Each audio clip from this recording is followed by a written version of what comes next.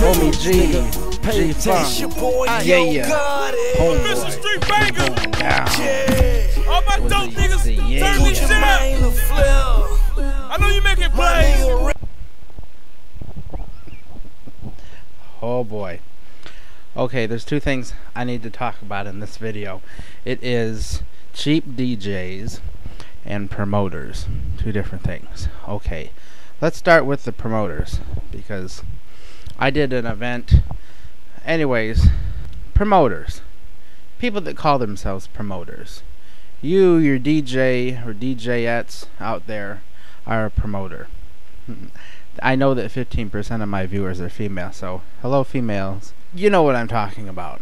And I don't mean to be racist, but several African American people have come up to me with their little business cards, and you know, if you've ever been to a nightclub and you get out of the club at whatever time of the day and your windshield is plastered with these, you know, glossy postcard-sized advertisements, come to the club, John Diggity promoter or something, you know. So if any one of these promoters ever approaches you as a DJ, run as fast as you can. Stay away from it like a check from Nigeria, honestly, because if you go to the club, these promoters, somebody called me today. They're like, hey, we're looking for you to do a foam party at this nightclub.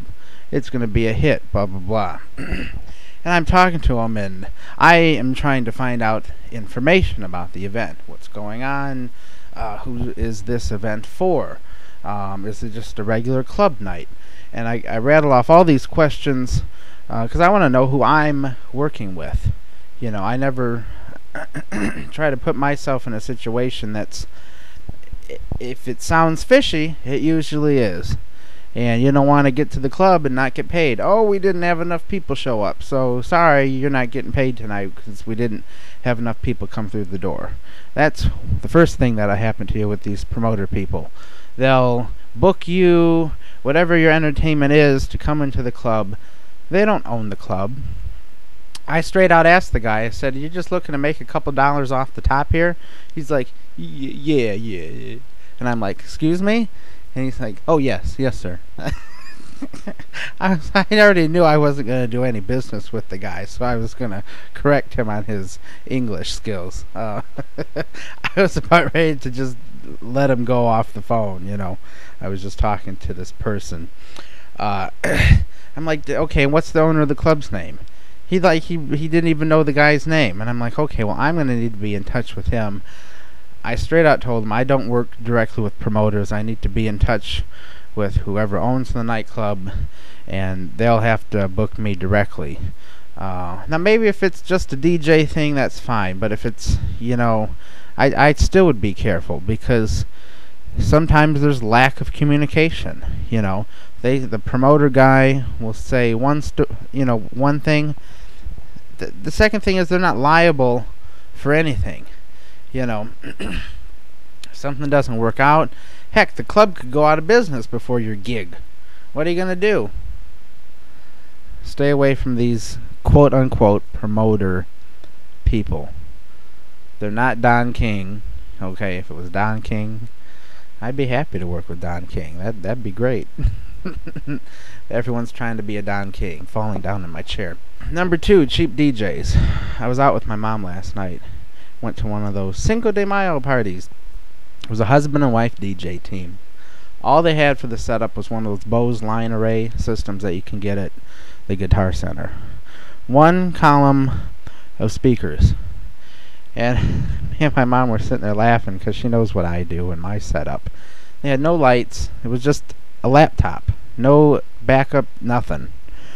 The funny part of it was, and I'll call them the Best Sound DJ Service, that's not the name, and I'll change the names. It was a husband and wife, let's call them Steve and Bob. The husband and wife, let's call them Steve and Bob.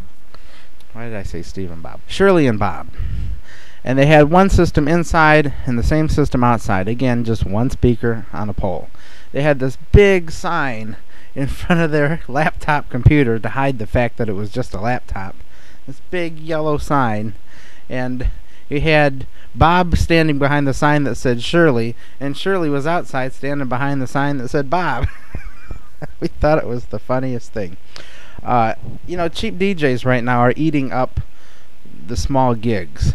So my message to all my friends here on YouTube, that if you're one of the smaller DJs, maybe you've just started out, maybe you've been doing this for 2 years now, more power to you.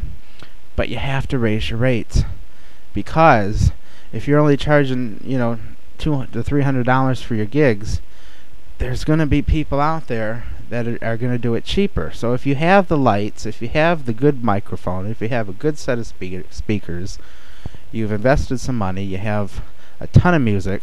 So I'm like, oh.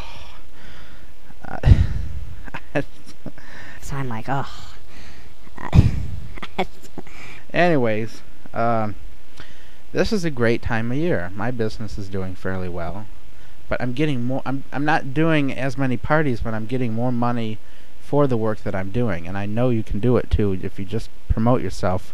Everyone's trying to be a Don King. Dr. Thunder. Practice and enjoy. Homie G, G-Funk. Yeah.